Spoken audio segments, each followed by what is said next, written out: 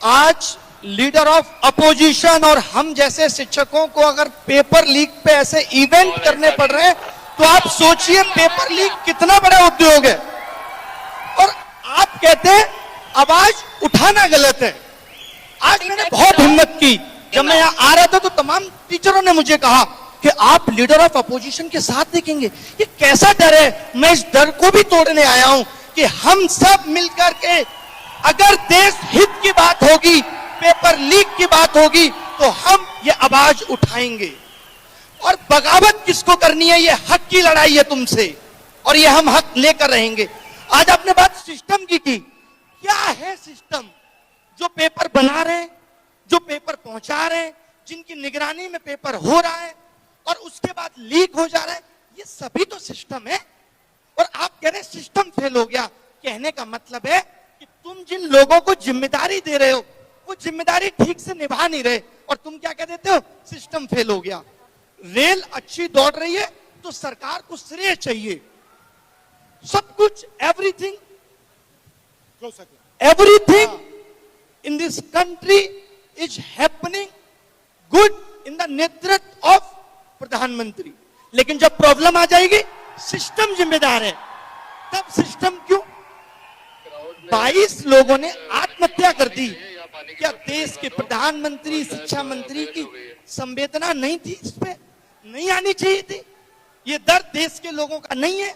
इन कैमरों से पता चल रहा है कि कैमरा हर जगह पहुंच रहा है, पेपर लीक नहीं पकड़ पा रहे आप।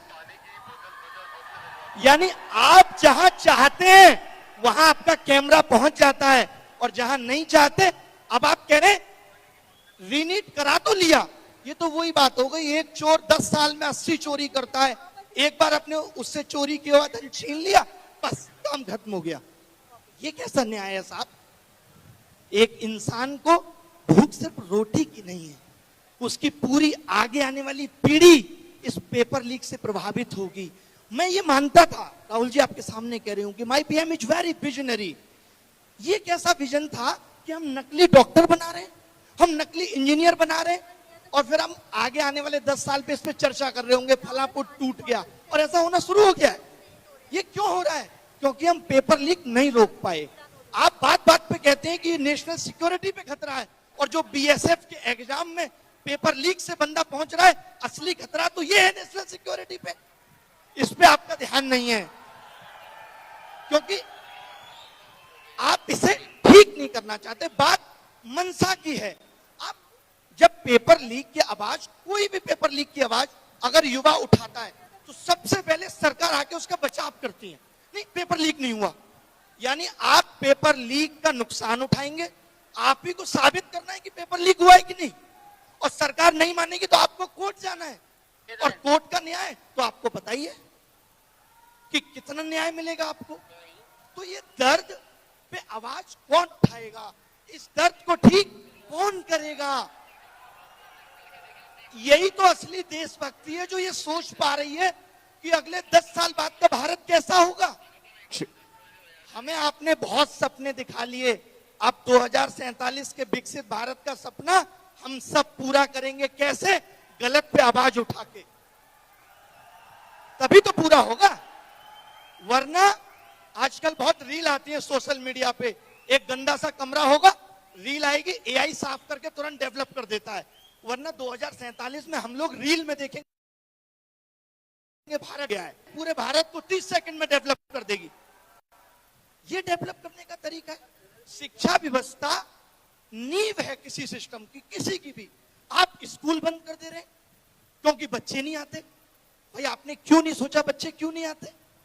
आपके बड़े बड़े नेता अगर प्राइवेट स्कूलों का उद्घाटन बैक टू बैक करेंगे, तो सरकारी स्कूलों से बच्चों का भरोसा कैसे जगेगा?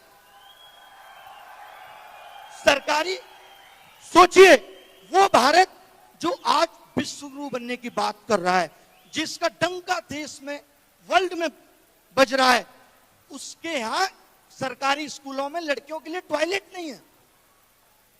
जिस शिक्षा मंत्री को शिक्षा के अंदर इनोवेशन डालना था, स्किल डालना था, सीएजी की रिपोर्ट कहती है कि प्रधानमंत्री विकास कौशल योजना में 10,000 करोड़ का घोटाला हुआ है।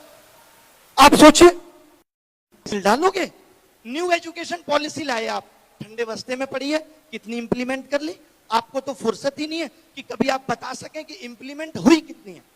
आपने कहा हम कॉमन एंट्रेंस टेस्ट लाएंगे। मैं कुछ एक आंकड़े राहुल जी आपके सामने बताना चाहता हूं। आपने भी कुछ पेपर भारत में अगर दिए हो या आप लोगों ने दिए हो, तो आज से 10 साल पहले नोटिफिकेशन आता है। जब भी कोई एग्जाम निकलेगा नोटिफिकेशन में क्या होना चाहिए? अगर आप चैट जीपीटी से भी पूछेंगे तो वो बताएगा फॉर्म भरने की last date, form fees, exam tier 1 कब होगा, टीयर 2 कब होगा, ये होना चाहिए। पता है इनके नोटिफिकेशन में आजकल क्या मिलता है? 20 दिन है, जल्दी से फॉर्म फीस इतनी देके भर दो। ये एग्जाम की डेट देना भूल गए नोटिफिकेशन में। और ये पता है क्या देते हैं? ये कहते हैं पेपर तो हम तुम्हारा 100 रुपए में करा लेंगे, लेकिन जब कोई गलत सवाल हो और आप बताने आओ तो 250 रुपए लाना पर क्वेश्चन। दिस इज कॉल्ड असली पेपर लीक उद्योग चल रहा है भारत में। ऐसे ही एनटीए 500-500 करोड़ रुपए 4-4 साल में नहीं कमा ले रही। ये एजेंसियां हम जैसे आप जैसे लोगों से पैसा वसूलने के लिए बनाई गई थी। आप पैसा वसूलने के लिए एग्जाम करा रहे हैं या आप भारत का भविष्य सुनहरा कर रहे थे? आपने ध्यान नहीं दिया। नीट जैसे एग्जाम में, नीट का एग्जाम कितना बड़ा एग्जाम है, क्या उसमें गलत सवाल ना हो इसकी जिम्मेदारी सरकार नहीं ले सकती? ये कहते हैं ये गलत सवाल पे 250 रुपए लेंगे आपसे, गलती तुम करो और पैसा हम देंगे तुम्हारी गलती सुधारने का। और फिर लोग कहते हैं शिक्षा मंत्री की क्या गलती है, सिस्टम में कमी है, शिक्षा मंत्री ने पेपर लीक नहीं किया। तो शिक्षा मंत्री ने तो पेपर बनाया भी नहीं है, जरूरत ही नहीं है शिक्षा मंत्री की, सिस्टम ही रहने दीजिए। क्यों रहना है शिक्षा मंत्री, बनाना क्यों है? आप कुछ कहना चाहते हैं राहुल जी, आप कुछ कहना चाहते हैं? नहीं, आप काफी पैशनेट हैं इस चीज के बारे में। जो आप कह रहे हैं उससे मैं सहमत हूं। मैं कोचिंग बंद कर चुका हूं, 6 साल हो गए मुझे केवल और केवल इस पेपर लीक उद्योग, एजुकेशन सिस्टम और एग्जाम सिस्टम को सुधारना है। और दुनिया के किसी भी मंच से अगर शिक्षा व्यवस्था की बात होगी तो मैं जरूर मिलूंगा। मुझे अब नहीं काम करना है, मेरा जिंदगी का थ्रिल इसी में है कि मैं चाहता हूं कि ये पेपर लीक थी। बट एक चीज पे तो कंसेंसस हो सकता है, पॉलिटिकल कंसेंसस हो सकता है। देखिए, राजनीति छोड़ दीजिए, बिल्कुल पॉलिटिकल कंसेंसस हो सकता है कि पेपर लीक को, एक छोटा सा स्टेप है, बट पेपर लीक को हमें खत्म कर देना चाहिए। फर्स्ट स्टेप, ये तो कंसेंसस हर पार्टी में हो सकता है, और इस कंसेंसस को डेवलप करना और इसको इंप्लीमेंट करना सबकी जिम्मेदारी है। इससे आप भी अग्रीमेंट में हो, मैं भी हूं, और सारे लोग अग्रीमेंट में हैं। राहुल जी, एक बात कहना चाहूंगा मैं, मुझे बड़ा दुख है, आप लोग भी ऐसी चीजों का विरोध करिए जहां लोग ये कहते हैं कि पेपर लीक में राजनीति आ रही है। क्या पेपर लीक इस देश का राजनीतिक मुद्दा नहीं है? है ना भाई? तो क्या आप ये मानते हो कि पेपर लीक के लिए सत्ताधारी पार्टियां कभी आवाज उठाएंगी? नहीं। क्यों उठाएंगी? वो तो पैसा बना रही है इससे। तो पेपर लीक पे आवाज विपक्ष, हम जैसे शिक्षक ही उठाएंगे। तो कोई आपको कहता है कि पेपर लीक पे क्यों बोल रहे हैं? क्योंकि इनको देश की चिंता है, हमें देश की चिंता है। तो इससे मत डरिए। लोग कहते हैं मैं नहीं डरता इन बातों से, मैं आया हूं पेपर लीक पे बोलने। मेरा किसी पार्टी विचारधारा से कोई मतलब नहीं है, मेरी विचारधारा देश हित है और उसी के लिए काम करेंगे। Thank you Rahul. Thank you brother, nice to meet you, thank you.